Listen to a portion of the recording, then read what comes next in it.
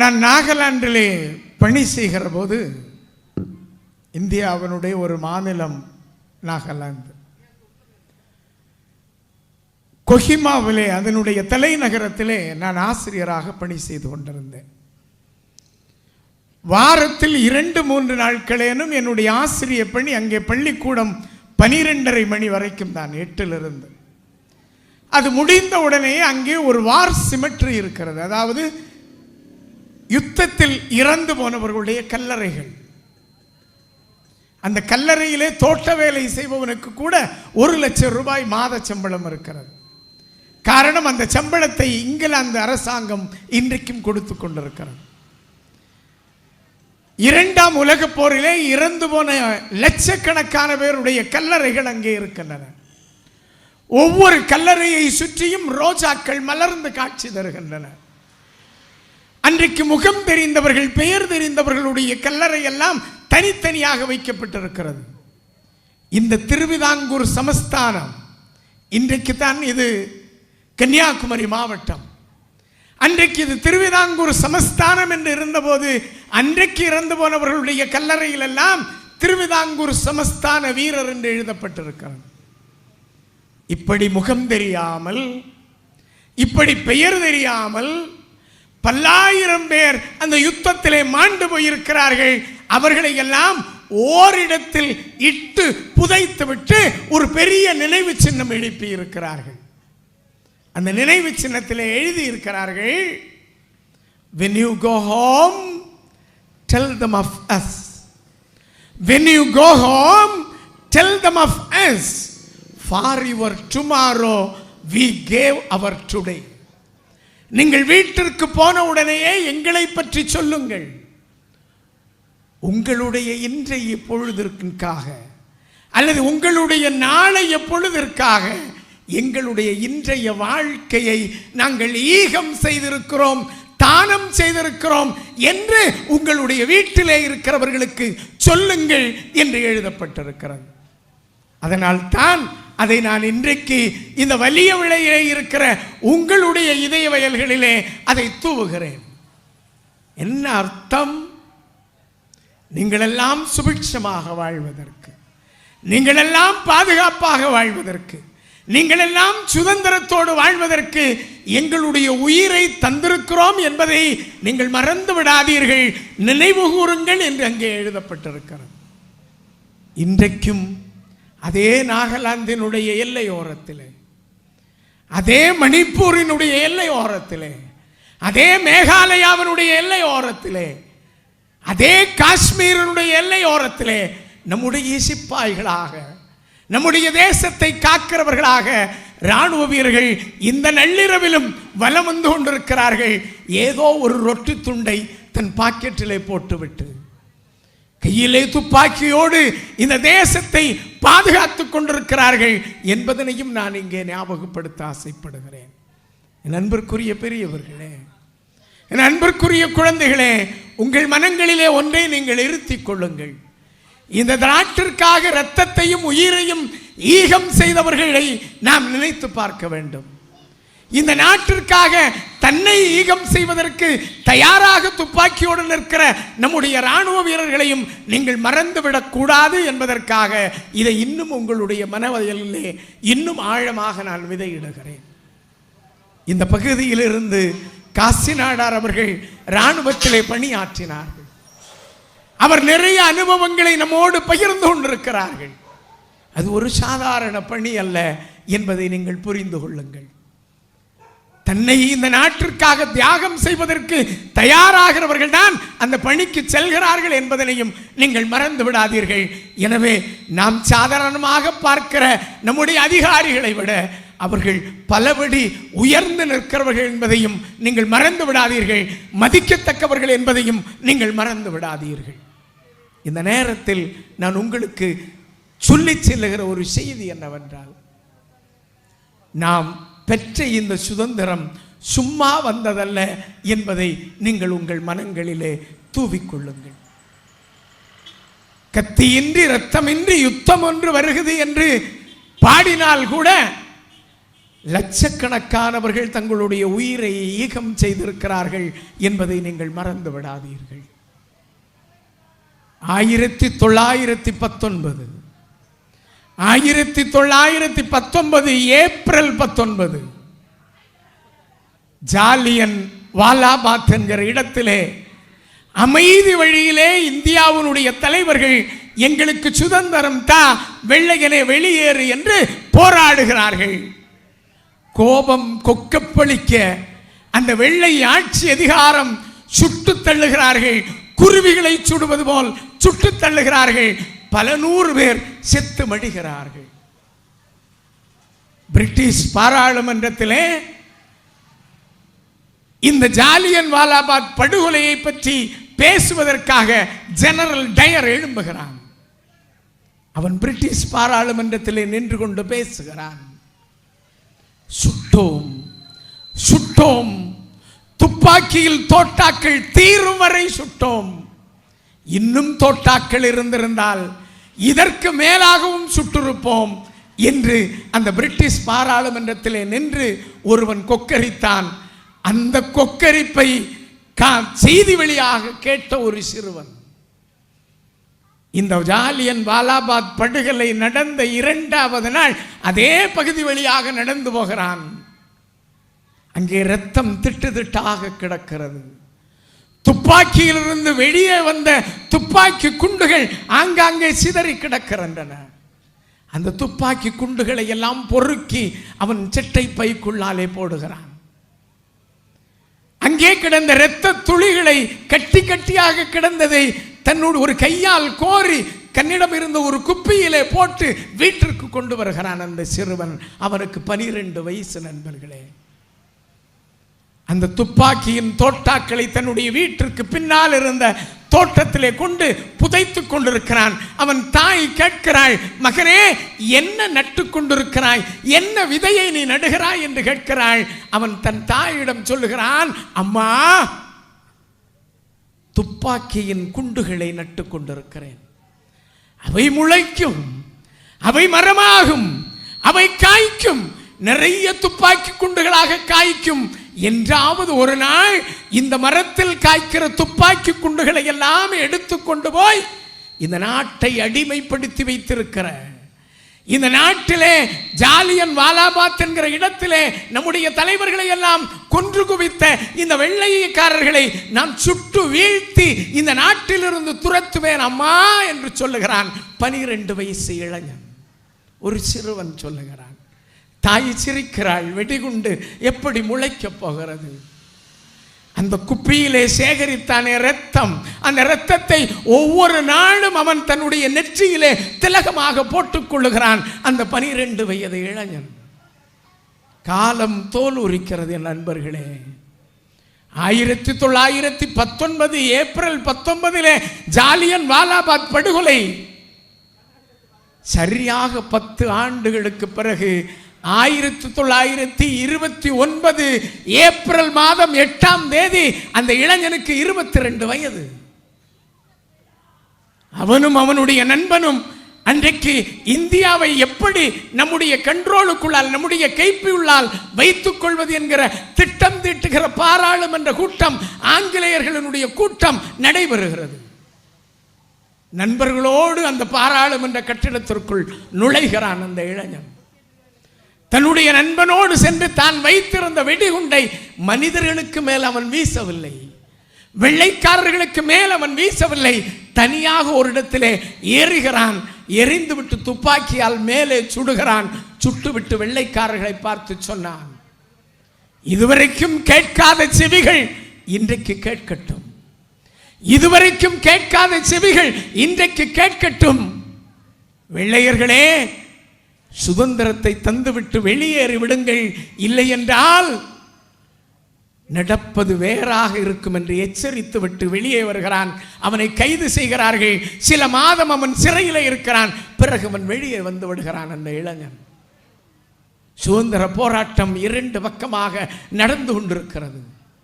லாலா லஜபதி ராய் அமைதி வழியிலே சைமன் கமிஷனில் தன்னை இந்தியர்களை அவர்கள் அழைக்கவில்லை என்று அமைதி ஊர்வலம் நடத்தி கொண்டிருக்கிறார். ஜேம்ஸ் ஸ்காட் என்கிற ஒரு காவல்துறை அதிகாரி அவரை தூக்கி போட்டு வதைக்கிறான், காயப்படுத்துகிறான். வெறும் 14 நாட்களில் லாலா லஜபதி ராய் இறந்து போகிறார். ஜேம்ஸ் ஸ்காட்டை சுட்டுக் கொன்றாக வேண்டும் என்று கங்கணம் கட்டுகிறார்கள். இந்த இளைஞனும் இன்னும் 2 இளைஞர்களும் சுடுகிறார்கள். ஆனால் ஜேம்ஸ் ஸ்காட் தப்பி விடுகிறான். சாண்டர்சன் என்கிற உதவி ஆய்வாளர் மாட்டிக்கொள்ளுகிறான். அவன் செத்து போகிறான். இந்த 3 இளைஞர்களும் கைது செய்யப்பட்டு அவர்களுக்கு தூக்கு தண்டனை விதிக்கப்படுகிறது. சிறையிலே தூக்கு தண்டனைனா சாதா நமக்கு ஒரு நோய் வந்தாலே என்ன ஆயிரும், மெலிஞ்சிருவோம். அந்த நோய் சாதா நோய்னா கூட நம்முடைய மனம் நம்மை வருத்தும், நாம் மெலிந்து விடுவோம்.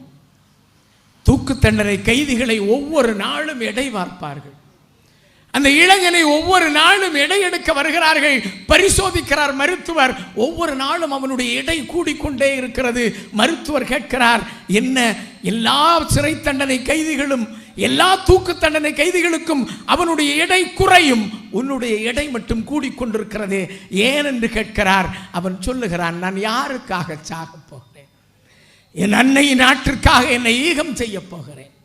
இந்த நாடு என்னுடைய தியாகத்திலிருந்து, என்னுடைய மரணத்திலிருந்து, என்னை நீங்கள் கொலை செய்வதிலிருந்து ஆயிரக்கணக்கான லட்சக்கணக்கான இளைஞர்களை உற்பத்தி செய்ய போகிறது. அவர்கள் அத்தனை பேரும் இந்த வெள்ளை அரசாங்கத்தை எதிர்த்து போராட போகிறார்கள்.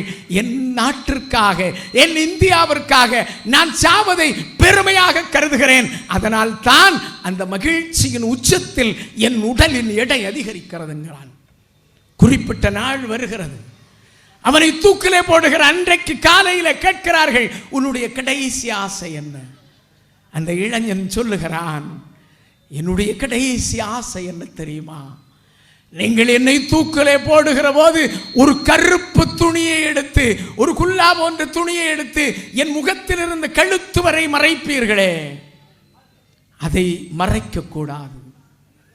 விழி பிதுங்கி கண் வெளியே சாடி ரத்தம் கொப்பளித்து நான் சாகிற போது என் அன்னை நாட்டினுடைய இந்த மண்ணை பார்த்து கொண்டே நான் சாக வேண்டும். அதுதான் என்னுடைய கடைசி ஆசை என்று சொன்னான். அவனுடைய கடைசி ஆசை நிறைவேற்றப்படுகிறது நண்பர்களே. அவன் தூக்கிலிடப்படுகிறான். விழி பிதுங்கி வெளியே வருகிறது. கழுத்து இறுகி நாக்கு வழியாக ரத்தம் கொப்பளிக்கிறது. அவன் அப்போதும் வந்தே மாதரம், வந்தே மாதரம் என்று சொல்லிவிட்டு இந்த பூமியிலிருந்து விடை கொடுக்கிறான்.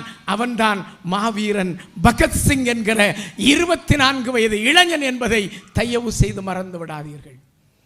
ஏன் ஒரு இளைஞனுடைய ஈகத்தை இங்கே நான் சொன்னேன் என்றால், இதை நடத்துவது இளைஞர்கள். இங்கே முன்னால் கேட்டுக்கொண்டிருக்கிறவர்கள் இளைஞர்கள். நாளைய தேசம் என்னவாக போகிறது என்று எனக்கு தெரியாது. அதை பாதுகாக்கிற கடமை உங்களுக்கு இருக்கிறது. ஏனென்றால் இனி வருகிற யுத்தம் துப்பாக்கி எடுத்து சுடுகிற யுத்தமாக இருக்காது. இனி வருகிற யுத்தம் காந்தியை போல் அஹிம்சையிலே போராடினால் நாம் ஜெயிக்கக்கூடிய யுத்தமாக இருக்காது. ஏனென்றால் அதே பிரிட்டிஷ் பாராளுமன்றத்திலே இந்தியாவினுடைய கவர்னர் ஜெனரலிடம் எதிர்க்கட்சி தலைவன் கேட்கிறான், இந்தியாவை ஏன் தள்ளாடுகிறீர்கள்? வெற்றி கொள்ள முடியவில்லையா? சுதந்திரத்திற்கு அவருடைய போராட்டத்தை ஏன் அடக்க முடியவில்லை என்று கேட்கிறார்கள். அப்போது இந்தியாவினுடைய கவர்னர் ஜெனரல் சொல்லுகிறான், இந்தியாவிலே ஒரு புதிய யுத்தம் உருவாகி இருக்கிறது. அவர்கள் கத்தியால் நம்மை குத்தி இருந்தால் நான் துப்பாக்கியால் சுட்டிருப்பேன். அவர்கள் துப்பாக்கியால் நம்மை சுட்டிருந்தால் நான் பீரங்கியால் தகர்த்திருப்பேன். அவர்கள் பீரங்கியால் நம்மை சுட்டிருந்தால் நான் அணுகுண்டுகளை போட்டு குண்டுமலை பொழிந்து அவர்களை கொன்று முடித்திருப்பேன். ஆனால் ஒரு மிகப்பெரிய ஆயுதத்தை வைத்து அவர்கள் போராடுகிறார்கள். அதை எதிர்த்து என்னால் வெற்றி கொள்ள முடியவில்லை. காந்தி என்கிற ஒரு மனுஷன் ஒரு மிகப்பெரிய ஆயுதத்தோடு போராடுகிறான். அந்த ஆயுதத்தை அழிப்பதற்கு ஆயுதம் நம்மிடம் இல்லை என்று சொல்லுகிறான். என்ன ஆயுதம் என்று கேட்கிறார்கள். அவன் சொல்லுகிறான், அதுதான் அந்த மகாத்மா காந்தி வைத்திருப்பதுதான் அஹிம்சை என்கிற ஆயுதம். தன்னைத்தானே வருத்தி கொண்டு தன் சுதந்திரத்திற்காக போராடுகிற ஒரு புதிய யுக்தி, எந்த உலகத்திலும் இதுவரைக்கும் கடைபிடிக்காத யுக்தி. இந்த ஆயுதத்தை அழிப்பதற்கு நம்மிடம் ஆயுதம் இல்லை என்று சொன்னான். என் அன்பு இளைஞர்களே, இது கூட இனி பயன்படுமா என்று எனக்கு தெரியாது. உங்களுடைய செவிகளுக்கு நான் ஒரு உண்மையை இட்டு செல்கிறேன். இனி இருக்கிற யுத்தம் நேரடியான யுத்தமே கிடையாது. கூர்ந்த சிந்தனையோடு நீங்கள் சிந்தித்தீர்கள் என்றால் கண்டுபிடித்து விடலாம். இனி உள்ள யுத்தம் எது என்று சொன்னால், நம்முடைய அடுத்த தலைமுறை இளைஞர்களை சிதைக்கிற யுத்தம். எப்படி சிதைப்பது? அழகாக கவிஞன் தமிழன்பன் சொல்லுவான், சிறகினை இழந்த பறவையும் சிந்தனை இழந்த சமூகமும் மேல் நோக்கி செல்வதில்லை. சிறகை இழந்தா ஒரு பறவையால பறக்க முடியாது. ஒரு இளைஞன் சிந்தனையை இழந்து விட்டான் என்றால் அவன் சிகரம் தொட முடியாது, சாதிக்க முடியாது. அப்படி என்றால் ஒரு நாடு இனி ஒரு நாடை எப்படி அழிக்கும் என்றால், அந்த நாட்டில் உள்ள இளைஞர்களுடைய சிந்தனையை முதலில் அழிப்பார்கள். நீங்கள் கவனமாக வரலாறை திசை திரும்பி பாருங்கள். ஒரு நாடு இன்னொரு நாடு மீது யுத்தம் செய்கிற போது முதலாக அவர்கள் அழித்தது அந்த நாட்டில் இருக்கிற நூலகத்தை. சிங்களர்கள் முதலாக இலங்கையில் எரித்தது தமிழர்களுடைய நூலகத்தை. எங்கே வாசிப்பும் புத்தக வாசிப்பும் சிந்தனையும் உருவாகிறதோ அங்கே புரட்சி வெடிக்கும் என்று அவனுக்கு தெரியும். எனவே ஒரு இளைஞனை சிந்திக்காமல் தடுக்க வேண்டும். அதற்குத்தான் நூலகத்தை எரிக்கிறார்கள். ஆபாச வலைத்தளங்களை நமக்கு தருகிறார்கள். அதை பார்த்து ரசித்து விளையாட்டுகள், கேம்கள் என்கிற பெயரில் நமக்கு தந்து நம்முடைய ஆக்கபூர்வமான சிந்தனைகளை முதலில் சிதைப்பதுதான் புதிய யுத்த முறையினுடைய முதல் குறிக்கோள். இரண்டாவது என்ன தெரியுமா? சிந்தனையை சிதைத்து விட்டால் மட்டும் போருமா? உடல் பலமா இருந்தா யுத்தத்துக்கு வருவானே. அப்படின்னா அவனுக்கு உடல் பலத்தை என்ன பண்றது? உடல் பலத்தை அழிப்பதற்குத்தான் இன்றைக்கு மாணவ பருவத்திலேயே குறிவைத்து உங்களை நோக்கி போதைப் பொருட்கள் வந்து கொண்டே இருக்கிறது. எங்கே ஆரம்பிக்கிறது? கூலிப் என்கிற ஒரு பாக்கில் ஆரம்பிக்குது. அப்புறம் கணேஷ், அப்புறம் பான்பராக்கு, அப்புறம் போதை டாஸ்மார்க்கு, அப்புறம் கஞ்சா, அதுக்கப்புறம் இன்னும் நிறைய அபின்னு நிறைய போதைப் பொருட்கள். இந்த போதைப் பொருட்களை திட்டமிட்டு சில நாடுகள் இந்த நாட்டினுடைய இளைஞர்களை குறிவைத்து, குறிப்பாக மாணவர்களை குறிவைத்து ஏன் அனுப்பி கொண்டிருக்கிறார்கள், ஏன் தந்து கொண்டிருக்கிறார்கள் என்றால், இதுதான் ஒரு நாட்டினுடைய அடுத்த தலைமுறையை உடல் நலத்தை சிதைத்தால் அவன் யுத்தத்திற்கு வரமாட்டான். அவனிடம் பலம் இருக்காது, அவனிடம் சக்தி இருக்காது. அப்படி என்றால் போதைப் பொருள் மூலம் நம்முடைய உடல் பலத்தை சிதைப்பது, ஆபாச இணையதளங்கள் விளையாட்டுகள் மூலம் நம்முடைய சிந்தனை தளத்தை சிதைப்பது, ரெண்டையும் சிதைத்தால் ஒன்றில் அவன் பைத்தியமாவான் அல்லது அவன் நோயாளி ஆவான். இந்த ரெண்டும் நடந்தால் எந்த நாடு வேண்டுமானாலும் மீண்டும் இந்த நாட்டை அடிமைப்படுத்தி விட முடியும்.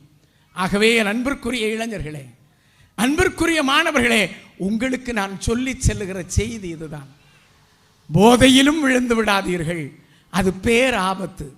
இன்னைக்கு காவல்துறையினர் ஒவ்வொரு பள்ளிக்கூடங்களிலும் வந்து போதனை செய்து கொண்டிருக்கிறார்கள்.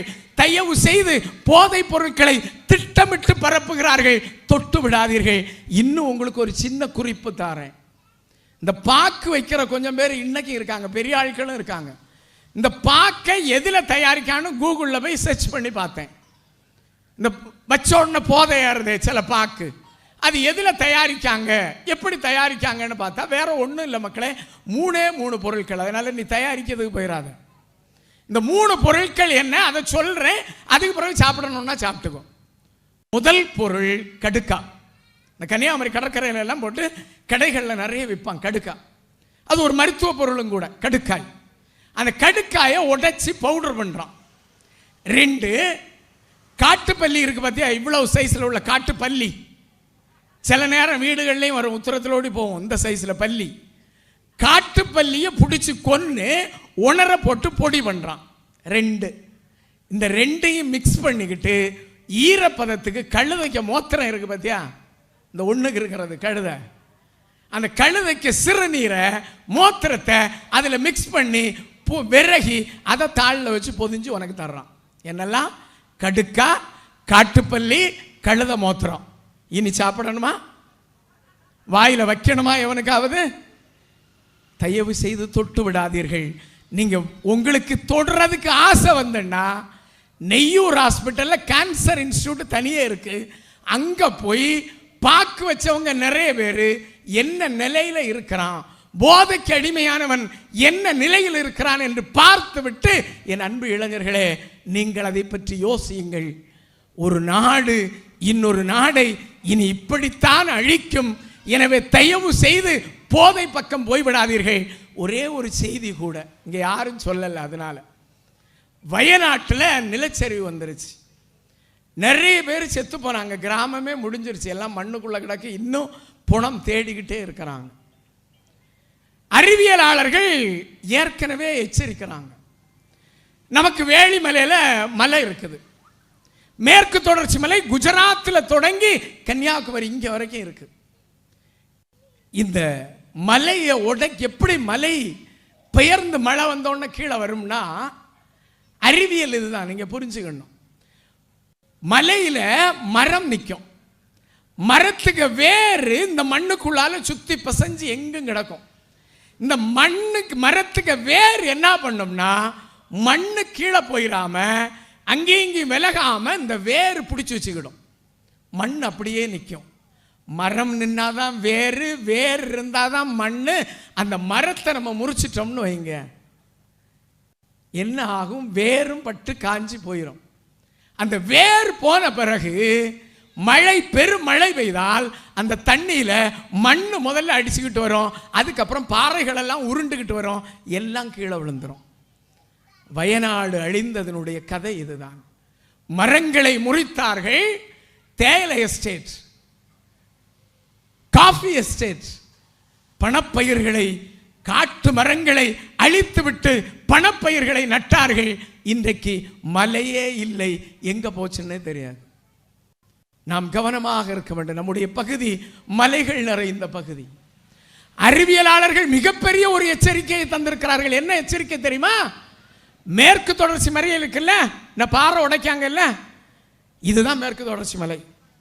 இந்த மேற்கு தொடர்ச்சி மலையினுடைய தொடர்ச்சி தான் நாகர்கோயிலுக்கு நீங்க போயிட்டே இருக்கும்போது இங்கிருந்தே உங்களுக்கு மேற்கு தொடர்ச்சி மலை உடைச்சு உடைச்சு இந்த இதயத்தை பிளந்து போட்டிருக்கிறது மாதிரி கிடக்கு. அறிவியலாளர் என்ன சொல்றான்னா, மேற்கு தொடர்ச்சி மலை பூமத்திய ரேகையினுடைய மேல வருது. இந்த மேற்கு தொடர்ச்சி மலையை நீங்க உடைச்சிங்கன்னா என்ன நடக்கும்னு சொல்றான். கேட்டுக்கிடுங்க. மேற்கு தொடர்ச்சி மலையை நீங்க உடைக்க உடைக்க என்ன நடக்கும்னா, இந்த பூமத்திய ரேகையினுடைய பேலன்ஸ் மாறுமா. பேலன்ஸ் மாறும்போது அடுக்கு அடுக்குகளா, பாலம் பாலமா இருக்கிற அந்த இடத்துல எல்லாம் பூகம்பம் வந்துடும். ஏன்னா பேலன்ஸ் நிற்காது. நீங்க திராஸ்ல ஒரு பக்கம் 10 கிலோ படியை வைங்க, மறுபக்கம் 10 கிலோ கிழங்க தூக்கி வைக்கணும். அப்பதான் தராசு நேரா நிற்கும். 10 கிலோ கிழங்க வெளியே எடுத்துட்டாலும் டப்புன்னு கீழே அடிச்சிடும் திராசு. படியை எடுத்தா கிழங்கு டப்புன்னு அடிச்சிடும். இது ஒரு பேலன்ஸ். இந்த பூமி இது ஒரு உருண்டை. நம்ம தட்டைன்னு நினைச்சிட்டு இருக்க கூடாது. ஒரு உருண்டையான பூமி அப்படியே சுத்திக்கிட்டு வேற இருக்கு. அப்படியே சுத்திக்கிட்டு இருக்கிற இந்த பூமியில ஒரு அடுக்கு இழகிட்டுன்னா பூகம்பம் உடனே உருவாகும். யாரும் உயிரோட இருக்க மாட்டோம். அறிவியலாளர்கள் என்ன எச்சரிக்கிறாங்க தெரியுமா? கன்னியாகுமரி மாவட்டத்திற்கு தான் மிக அதிகமாக பூகம்ப ஆபத்து இருக்கிறதுங்கிறான். கன்னியாகுமரி மாவட்டத்தில் பூகம்பம் வந்தால் ஒரு மனுஷன் கூட உயிரோட இருக்க மாட்டான். இன்னைக்கு பாறையை உடைத்து, மலையை சிதைத்து, காடுகளை அழித்து எவ்வளவு பணம் வேணாலும் சம்பாதிச்சு வைங்க, நீங்க என்ஜாய் பண்ணலாம். ஆனால் உங்கள் பிள்ளைகள், உங்கள் பேர பிள்ளைகள் அதை என்ஜாய் பண்றதுக்கு, அதை சாப்பிடுறதுக்கு உயிரோடையே இருக்க மாட்டாங்க. அத்தனை பேர் செத்து போவீங்கன்னு அறிவியலாளர்கள், விஞ்ஞானிகள் எச்சரிச்சுக்கிட்டே இருக்காங்க. கன்னியாகுமரி மாவட்டமே இல்லாத ஒரு சூழல் ஒரு நாள் உருவாகிவிடும். தயவு செய்து காடுகளையும் மலைகளையும் பாறைகளையும் அழிக்காதீர்கள் என்று எச்சரிக்கிறார்கள். ஒரு உண்மையை சொல்லுகிறேன், பூகம்ப ஆபத்து கருவியை மணலிக்கரையில் கூட புதைத்திருக்கிறது மத்திய அரசாங்கம். எங்களுடைய பள்ளியிலே மணலிக்கரை பள்ளிக்குள்ளால, கிரவுண்டுக்குள்ளால மிகப்பெரிய ஆழத்தை உருவாக்கி அங்கே பூகம்ப ஆபத்து கருவியை புதைத்திருக்கிறார்கள். ரெக்டர் அளவு எவ்வளவுன்னு இங்கிருந்து பிசிக்ஸ் லேப்ல இருந்து திருவாண்டரத்துக்கு சொல்லிக்கிட்டு இருக்கிறோம். பூகம்ப ஆபத்து மணக்குடியிலையும் கொண்டு புதைச்சிருக்காங்க. கன்னியாகுமரி மாவட்டத்திலேயே 4 இடங்களில் பூகம்ப ஆபத்து கருவி வைக்கப்பட்டிருக்கிறது என்றால் நம்முடைய மண்ணிற்கு ஆபத்து இருக்கிறது. தயவு செய்து மனிதர்களுக்கு இனி விடுதலை வேண்டாம், விடுதலை மனிதனிடமிருந்து இயற்கைக்கு வேண்டும். அதுதான் நான் இங்கே வைத்து சொல்லுகிற வேண்டுகோள். விடுதலை யாருக்கு வேண்டும் என்றால், மனிதனிடமிருந்து இயற்கைக்கு நீங்கள் விடுதலை கொடுத்தால் மனிதன் சுகமாக வாழ முடியும். எனவே அன்பிற்குரியவர்களே, நான் சொல்லி செல்வது ஒருவேளை ஒரு தூரத்து பயணமாக இருக்கலாம், சிந்திப்பதற்கு கடினமாக இருக்கலாம். ஆனாலும் சிந்தியுங்கள். ஒரு நாள் இந்த பூமி, நாம் வாழுகிற இந்த அழகான பூமி, இந்த கடவுளின் தேசம் என்று அழைக்கப்படுகிற இந்த கன்னியாகுமரி மாவட்டம் என் பிள்ளைக்கும் நம் பிள்ளைகளுக்கும் நம் பேர பிள்ளைகளுக்கும் அவர்களின் பேர பிள்ளைகளுக்கும் இதைவிட அழகாக கிடைக்க வேண்டும் என்கிற ஆசையிலே நான் சொல்லுகிறேன். நீங்களும் ஆசைப்படுங்கள். நம் பேர குழந்தைகள் நலமோடு மகிழ்வோடு வாழ இயற்கையை நேசியுங்கள். நன்றி, வணக்கம்.